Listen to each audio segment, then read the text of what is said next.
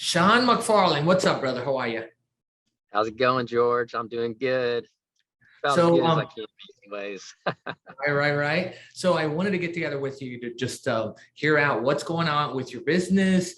Really just understand how your journey's been so far over the last 6, 7 months with us. So, just tell us what your name is and what do you do? My name's Sean McFarlane, and I've been a real estate investor since April of 2012. So officially been 10 years today. Um, and I've just gone through a journey of different aspects of real estate. I started out doing mobile homes, owner financing with those, and eventually opened up my own mobile home dealership. Went through also doing some flipping houses and rental properties. To date, I mean, I've done upwards of 600-700 transactions with real estate related, including the mobile home stuff that I've done. Um, I've heard about Airbnb. I actually met George, I can't remember how many years ago, at a meeting, and I saw him out there, promoting the Airbnb stuff, and he was always really outgoing about it, and it seemed intriguing. I just had other stuff going on at the time that was doing well for me, so I didn't really, have a need right away to get into it.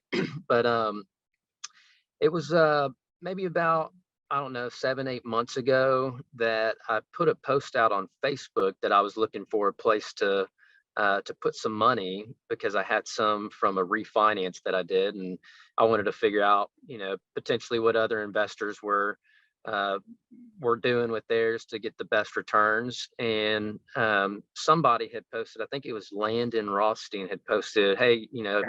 reach out to George. He'd be a good resource for, a place to put your money." So I was like, sounds great. What's his number? Or he handed me his number. I can't remember exactly how it went, but I got George's phone number, reached out to him, said, "Hey, I've got some money. I want to look into this Airbnb business model. I've seen that, you do really well." And so, you talked me through some of the stuff that your coaching program offers. And I think I was ready to pull the trigger the same day. I was like, let's do it. Sounds great. You seem very successful, and you're a positive person, and I want to emulate and just copy and paste the process that you're doing. So I got into the Airbnb / short-term rental world just by that process, and haven't looked back. It's been doing really well for us. We have 2 Airbnb properties now. We had one that we brought in prior to meeting George, that it wasn't an Airbnb at the time, but he helped us do some market research to figure out what the potential could be, and it was better than a long-term rental. And then he gave us the tools to figure out and do market research for finding another property. So I had all the money setting aside so that we go out there and do better than even that first one we were doing. So I love it. I love it. So let's just say, let's backtrack to 7 months ago, right? And you're like, okay, well, here's what I need to do. Like, I really want to get into short-term rentals, Airbnb, right? And then what was that struggle you were having? I know you mentioned a little bit about market research, but what was that big thing? I mean, I have no idea what to do this, right? What was the pain you were having, or the struggle you were having before you jumped into the business? Well, I knew I was interested in Airbnb because I've heard that you can make more money with a short-term rental than with the long-term rental. But yeah, I didn't really know how to do the research, right? I mean, my research tools were like going to HAR and running comps, right? I didn't have a way to run comps for short-term rentals. I didn't know how to do it. You can't go to HAR and pull Airbnb data or VRBO data and get an idea of how a property is going to perform. So that was one struggle, and George provided a tool through the coaching program that just by itself, I think, paid for whatever the coaching fee was. I mean, everything else so far has been bonus on top of that. Like, if you just say, "Hey, pay me, and here's a tool, and this is going to get you your market research," I probably wouldn't have known it at the time, but now that I paid for it, I mean, like that in and of itself is probably worth the entire coaching fee. So So that was one struggle, was just doing the research on how to figure out if a property is going to perform well. And then some of the other stuff was just figuring out how to run the business. I mean, we were looking into property management companies, to figure out what's the, like, for my long-term rentals, I have a property management company, and for me, I like to be a hands-off investor. But he provided, tools for how to manage and automate things. I mean, it's a little bit more work than I think that I would normally want to do, but considering how much revenue these properties are generating, it's worth doing a little bit of the self-management stuff. Like, for example, just communicating with guests. I mean, there's a lot of text and messages that he provides that can be automated, but then there's just the interaction for stuff that can't be automated. So those are some struggles that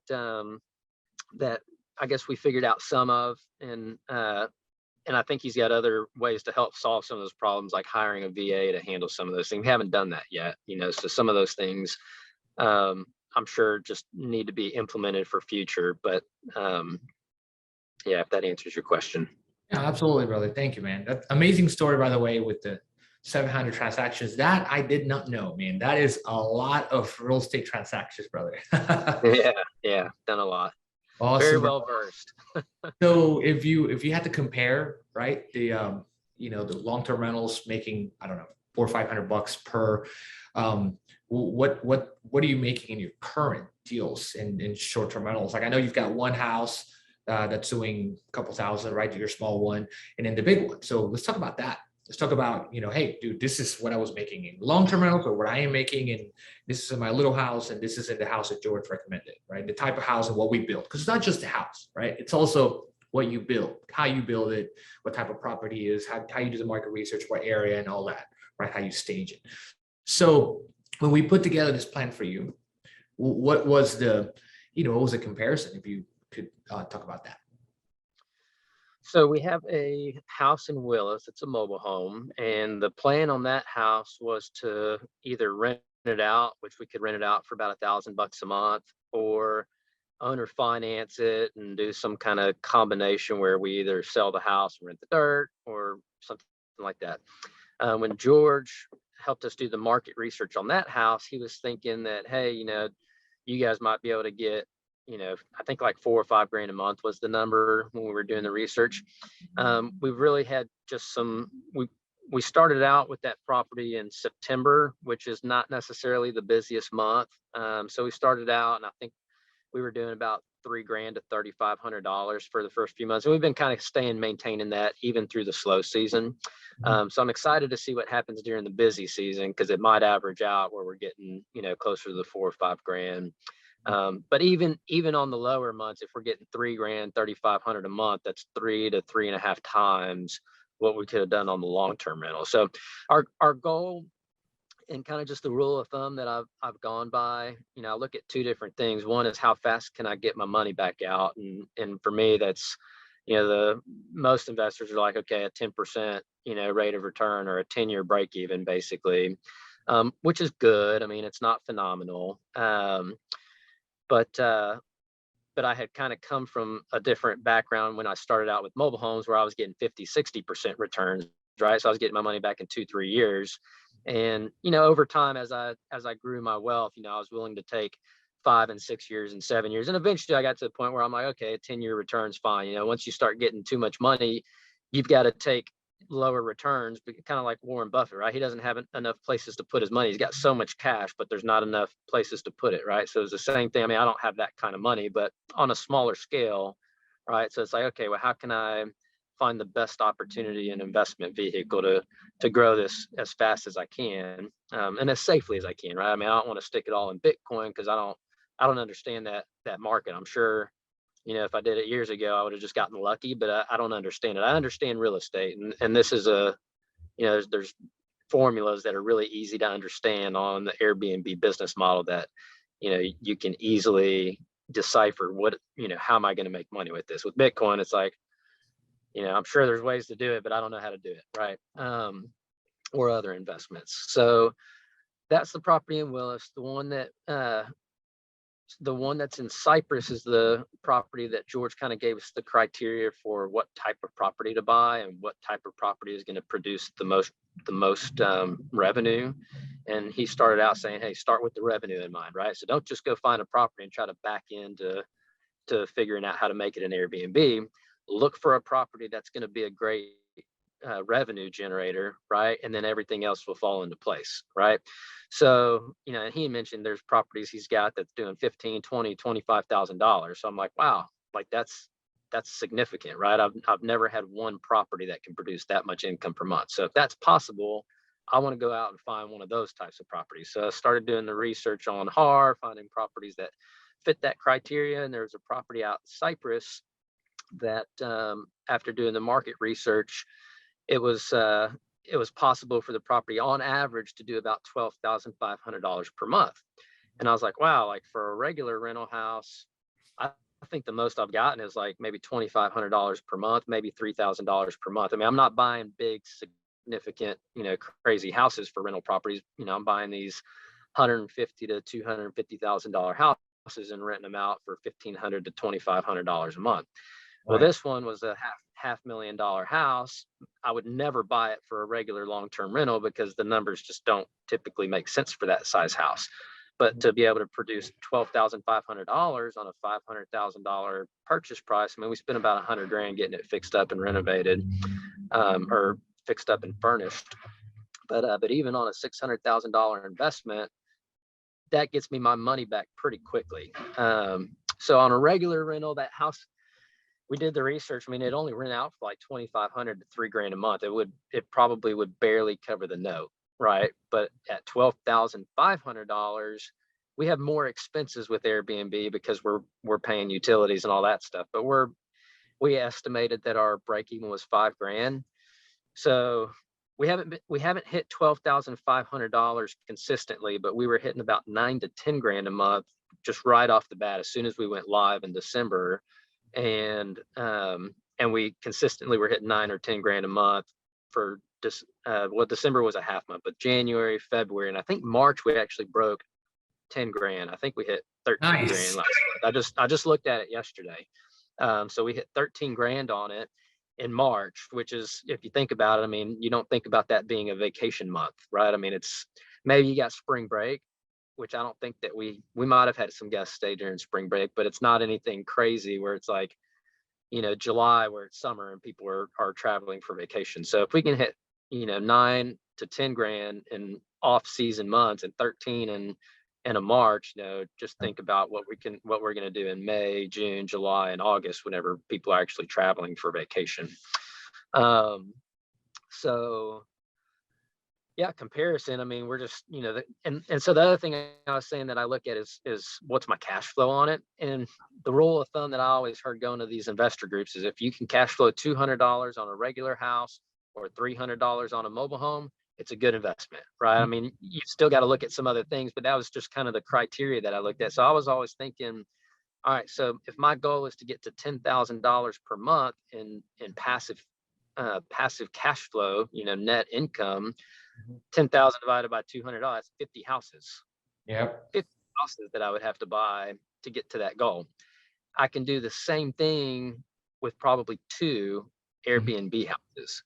And so, yeah, maybe I'm going to have to spend some more time if I'm going to do self-management. I could hire a property management company, I know, but the management fee, you know, at 20%, I'm like, well, that's, you know, for me to spend a few hours a week just, you know, communicating with guests. I got a lot of the stuff automated. The locks are automated, you know, the Messages. The communication for the most part is automated. I mean, you just have some random questions here and there that don't get automated, but I mean, literally, if I've just got to spend 5 or 10 minutes communicating with the customer to keep 20% of $10,000, $2,000 for 10 minutes, it's not that bad. I mean, sure, you know, maybe sometimes I'll have some guests that require more of my time, you know, or I have some repairs that might need to get done. So again, I mean, end of the day, my cash flow is like, you know, $7,000 or $5,000 to $7,000 and probably more once these summer months hit on one house versus $200, which used to be my old goal, you know, so it's more than it's 25 times on the cash flow Mhm. versus what I was getting before. Right. Yeah. So like in a smaller house, your cash flow on your smaller mobile home was about 1,000, 1,500, right? And then on the bigger one, you're doing what, 5 to 7,000. So So far, I mean, yeah, I mean, I haven't even had it for a full year to tell you what it's going to be like in the summer, right? So I mean, if we can get 15 grand in the summer, and that's $10,000, like net cash, not gross, yeah, net on one house per month.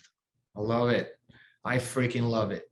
Right. A few months ago when you and I got together, you know, we were doing the power day, right? The VIP day. And essentially you were thinking smaller house at first. I'm like, no, no, no, no, no. Let's figure out how to find the best house, right? The perfect house. And it has different, you know, like we teach like the whole pillar, 5 pillars, right? But the house is one component of it, right? What you did was you came and got what, right? You did the market research, so you figured out exactly where, you know, where that ideal location was, where the ideal, you know, number of bedrooms or bathrooms or whatever, right? And then the house is one thing, you got the right amenities, but then you staged it and you automated the whole business that it made it more, you know, I guess a little bit more enticing, you know, for you to continue to do this, right? And you're gonna do more houses, right? How many do you plan on doing in the next couple of years?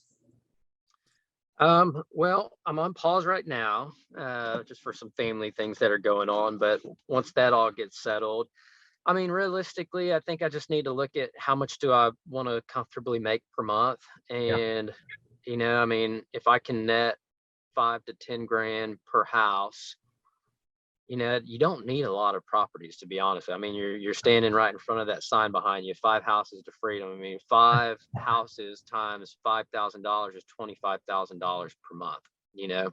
So I don't know that I necessarily have that number figured out. yeah, I think it would be great to have 25,000 can cover any expense that most normal people need per month, right? I mean, I know we have inflation going on, so you know, you want to set up yourselves for retirement. So I don't know. I mean, somewhere in the neighborhood of between 25,000 and $100,000 per month sounds great, right? I mean, so just do the math, and if it's 100,000, that's, you know, somewhere around what is that, 20 houses. And if it's 25,000, then did I do the math right on that? And then if it's 25,000, that would be 5 houses. Somewhere between 5 and 20 houses gets a very, very comfortable lifestyle, right? I mean, 20 gets you a super comfortable lifestyle, but it would be more to manage 20 houses. So I'd have to get your processes that you have in place as far as hiring VAs and you know, other people to kind of help manage some of those things if I'm going to continue with the self-management route. Otherwise, I'd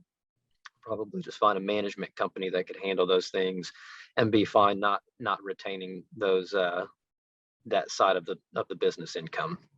I love it, man. I am so happy for your success, brother. And I'm honored that we're here having this talk, right? Because I don't think we've connected, you know, since the actual to do an actual assessment, which I'm happy for you. I know that when we get on the calls, you tell us your revenue, but that's fantastic, bro. Very proud of you. Keep up the good work. What would you tell anybody that's, you know, wondering or really just trying to figure out if it's good to work with us? You know, what would you tell them, you know, if they haven't made a decision yet or they haven't got started in this business with or without us? George is very thorough in all aspects. I mean, he's an expert in the industry, right? So he can touch on any topic that you might have questions on. And there's been times whenever I was wondering some of the questions that I would bring to these group chat. I mean, we have these weekly coaching meetings, which I don't always get on, but anytime that I have gotten on and I've had questions or concerns, Mhm. if there's something that George might not know, he usually has a resource for figuring it out, right? And there's even been times when he's brought experts in. So like the house automation stuff, like he was like, hey, you know, that's not my forte, but I know somebody, or I'll find somebody that does, that can Mhm. help you answer your questions, right? And whether you want to hire them or just ask your questions on the call and figure it out yourself, you know, same thing with the self-management. You can either self-manage it or you could find a management company. He's very open-minded and a problem solver, and that's what I really like about this coaching program. I'm beyond satisfied. I mean, if there's a 10-star rating, I mean, it's a 15, right? I mean, everything and more of my expectations have been met in this coaching program, and I'm proud to be part of it. I'm glad that he's willing to actually teach other people how to do this, because if he could have just kept all this knowledge for himself, right? But he wants to share it because he's passionate about it and he loves it and he's great at what he does. And so anyways, I would highly recommend, if you're considering doing Airbnbs, to join this coaching program, because it literally, I think it's changed my life and my potential for future financial freedom. I mean, I have financial freedom now, but it just gives me an avenue for further financial freedom and growing my wealth, through this business model. Amazing. Thank you, brother. I appreciate you for being part of it and really trusting and believing in us, right? So very, very proud of you again, right? So, and then the last question is like, what was the biggest takeaway you got from working with us in the program? I know there's got to be probably more than one thing, but if you could think about the biggest one, what would that be? Oh, well, there's so many different things, to be honest with you. I mean, I don't think that I could just list one. Like I said earlier, I mean, just the few tools that you gave at the beginning of the coaching program, the pricing and the market research tools, that paid for itself, right? Everything else has been bonus.